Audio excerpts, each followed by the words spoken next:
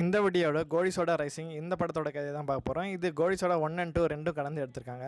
இதில் என்ன கட்டாங்கன்னா ஆட்சி மேஸ் வந்து நல்லா நடந்துட்டு இருக்கு. கோயம்பேடு மார்க்கெட் பழசானனால இன்னொரு மார்க்கெட் வந்து பக்கத்துலேயே வந்து ஓப்பன் பண்ணுறாங்க. இந்த சமயத்தில் வந்து சேரன் வந்து ஜெயலலிதா ரிலீஸ் ஆகிறாரு. அங்கே கோயம்பேடு வந்து பெரிய மார்க்கெட் ரவுடியாக வந்து சாம் வந்து இருக்காரு.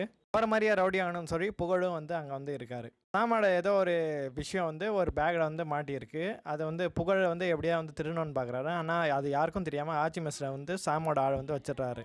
ஆட்சி மெஸ்ஸில் இருந்த 3வது பையனுக்கு வந்து ஒரு பொண்ணு வந்து தேடுறாங்க. அந்த பொண்ணு வந்து ஒரு டுட்டோரியல் காலேஜில் படிக்கிற ஒரு திருடியாக வந்து இருக்காங்க. அந்த பொண்ணையும் வந்து இந்த ஆட்சி மெஸ் கேங்கில் வந்து சேர்த்துக்கிறாங்க.